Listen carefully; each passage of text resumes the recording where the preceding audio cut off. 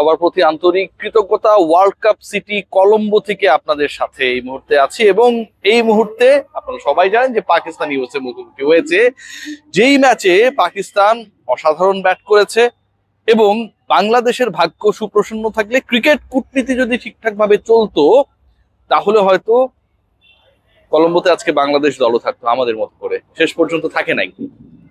শেষ পর্যন্ত মোটামুটি আমরা ভুংভাং বুঝিয়ে জাতির মস্তিষ্ক ধোলাই করার চেষ্টা করছি যে বাংলাদেশ ক্রিকেট বোর্ড কূটনীতিতে সফল হয়েছে।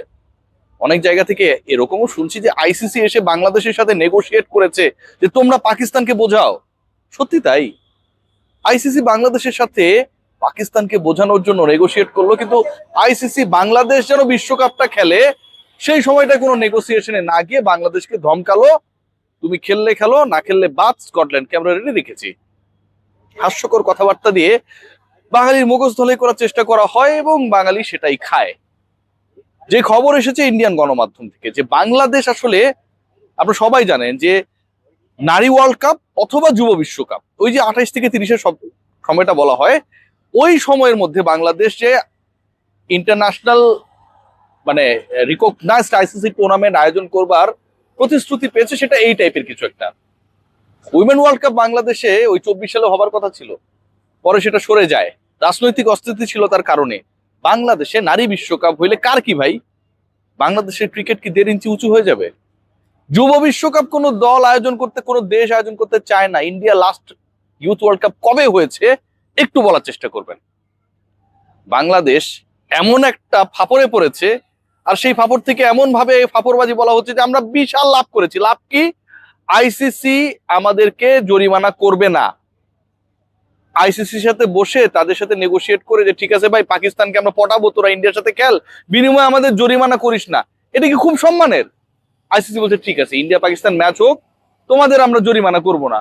বিশাল সম্মানের ভাই। এরকম সম্মান দুনিয়ার পৃথিবীর কেউ পায় নাই, বাংলাদেশ ক্রিকেট বোর্ড পেয়ে গেছে।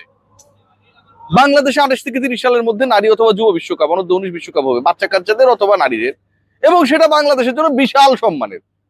যেসব আয়োজন অন্য কোনো দেশ করতে চায় না, সেসব একটা আয়োজন বাংলাদেশ আয়োজন করবে, এখনো সেটা কনফার্ম না, বিশাল সম্মানের। বাংলাদেশের যেসব দাবি প্রত্যাখ্যাত হয়েছে সেই আলোচনাটা কেউ করে না, কেউ করে না। সেই আলোচনায় আসছি। দ্বিপাক্ষিক সিরিজ ভারতের সাথে বাড়ানোর প্রস্তাব ছিল সবশেষ মিটিং এ লাহোরে, যেখানটায় গিয়ে আমিনুল ইসলাম বুলবুল ঘুড়ি উড়িয়েছেন, ঘুড়ি উৎসবে যোগ দিয়েছিলেন। প্রধান উপদেষ্টা, কি বলে উপদেষ্টা, প্রধান উপদেষ্টার নাম বারবার আসছে, প্রধান অতিথি ছিলেন। সেখানটায় আমিনুল ইসলাম বুলবুল লাহোরে গিয়ে ঘুড়ি উৎসবে যোগ দিয়েছিলেন প্রধান অতিথি হিসেবে। সেই লাহোরে বৈঠকের আগে আমিনুল ইসলাম বুলবুল ঘুড়ি উৎসবে প্রধান অতিথি হিসেবে যোগ দেওয়ার পরে ভারতের সাথে বা আইসিসির সাথে যে নেগোসিয়েশনটা হয়েছে মতান্তরে, সেখানটায় বাংলাদেশের সাথে দ্বিপাক্ষিক সিরিজ বাড়ানোর কথা বলা হয়েছিল, সেটা প্রত্যাখ্যাত হয়েছে। প্রত্যাখ্যাত হয়েছে, টিকে নাই। যতটা টিকে লিলি হুইপচিয়া বডি ওয়াশ আপনার শরীরে 72 ঘন্টা পর্যন্ত ময়েশ্চার ধরে রাখবে, কিন্তু বাংলাদেশের এই দাবি 72 মিনিটও টিকে নেই, এটা প্রত্যাখ্যাত হয়েছে। দাবি ছিল ভারতের সাথে ট্রাই নেশন সিরিজের, যেখানটায় বিসিবির সাথে যোগ দিয়েছিল, বিসিসিআই কে পটানোর চেষ্টা করেছিল যে বাংলাদেশ, ইন্ডিয়া, পাকিস্তান, এই 3টা দল, এই 3টা দেশ মিলে একটা ট্রাই নেশন সিরিজ আয়োজন করা হবে। এটা এশিয়া কাপের একটা ছোট ভাই আয়োজনের পরিকল্পনা ছিল, সেটাও শেষ পর্যন্ত টেকে নাই। আলোচনা ছিল ওয়ার্ল্ড টেস্ট চ্যাম্পিয়নশিপে ভারতের সাথে খেলার, এটা অনেক বড় একটা ব্যাপার। ওয়ার্ল্ড টেস্ট চ্যাম্পিয়নশিপ ভারতের সাথে বাংলাদেশ খেলবে, বাংলাদেশে যদি খেলা হয় কোনো কথাই নাই, প্রচুর রেভিনিউ জেনারেট হবে, টেকে নাই। বাংলাদেশের সাথে ভারত দ্বিপাক্ষিক সিরিজ খেলবে না, বাংলাদেশের সাথে ভারত কোনো ট্রাই নেশনস খেলবে না, বাংলাদেশের সাথে ইন্ডিয়া কোনো ধরনের ওয়ার্ল্ড টেস্ট চ্যাম্পিয়নশিপে ম্যাচ খেলবে না। এই প্রস্তাবগুলো দেওয়া হয়েছিল বিসিবি এবং পিসিবির পক্ষ থেকে। আপনি বলবেন যে ইন্ডিয়া না খেললে আমার কি আসে যায়? ভাই আসে যায় না, কিন্তু বাংলাদেশ ক্রিকেট বোর্ড এরকম প্রস্তাব দিয়েছিল, তখন তো আসে যায় নাকি? ইন্ডিয়া রাজি হয়ে গেলে তো আসে যাইতো, তারা রাজি হয় নাই। বাংলাদেশকে আইসিসি শাস্তি দিবে না, স্যাংশন দিবে না।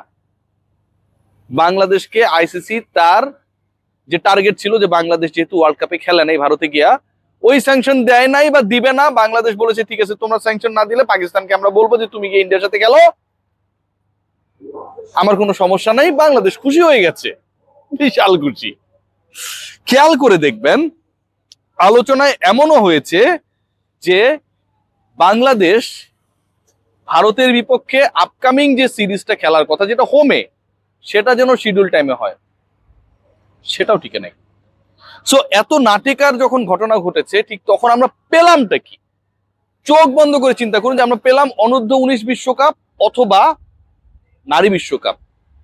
টি-20 বিশ্বকাপকে বিসর্জন দিয়ে, আজকে এই কলম্বোতে টি-20 বিশ্বকাপ হচ্ছে, টি-20 বিশ্বকাপকে বিসর্জন দিয়ে বাংলাদেশ একটা নারী বিশ্বকাপ অথবা যুব বিশ্বকাপ এখন থেকে আরো 2-2.5 বছর পরে আয়োজন করতে পারে। সেটা কি অনেক বড় অ্যাচিভমেন্ট হয়ে গেছে কোন বিবেচনায়? বাংলাদেশ যদি বিশ্বকাপে খেলতো তাহলে তো, পাকিস্তান তো খেলছে ভারতের বিপক্ষে, আইসিসি স্যাংশনে আলোচনায় আসতো না। আইসিসি স্যাংশনে যদি আলোচনা না আসতো, বাংলাদেশ তো ওই বিশ্বকাপে পার্টিসিপেটিং নেশন হিসেবে ডলারও পেত। সেই আলোচনা কেউ করে না। পাকিস্তান ভারতের মধ্যে এত শত্রুতা, তারা একে অপরের বিরুদ্ধে খেলবে, ক্রিকেটের ইকোসিস্টেমের জন্য বুলবুল সাহেব সেটাতে রিকোয়েস্ট করে আসে। কিন্তু আমার দেশ ক্রিকেটের ইকোসিস্টেমের কোনো পার্ট না, হয়তো বিসিবি এবং পিসিবির কাছে, যে কারণে বাংলাদেশের বিশ্বকাপে না থাকাটা অ্যাপ্রিসিয়েটেড হয়। কোথায় বসবাস করছি আমরা জানি না, তবে বাঙালিকে যা খাওয়ানো হচ্ছে, যা গেলানো হচ্ছে, সেটাই করছে। আইসিসি যদি বাংলাদেশের সাথে নেগোশিয়েট করতে আসতো, অনেকের মতে যে বাংলাদেশ নেগোশিয়েট করতে যায় নাই, তাহলে ভাই ইন্ডিয়ার সাথে দ্বিপাক্ষিক সিরিজ, ইন্ডিয়া পাকিস্তান বাংলাদেশের ট্রাইন্যাশনাল সিরিজ, ওয়ার্ল্ড টেস্ট চ্যাম্পিয়নশিপ নিয়ে যে আলোচনাটা উঠেছিল, সেটাও বাস্তবায়িত হতো। This all are from the Indian media. আমার এগুলো কোনোটাই নিজের বক্তব্য না। End of the day, Bangladesh বিশ্বকাপ খেলে নাই, একটা প্রজন্ম বিশ্বকাপ মিস করেছে।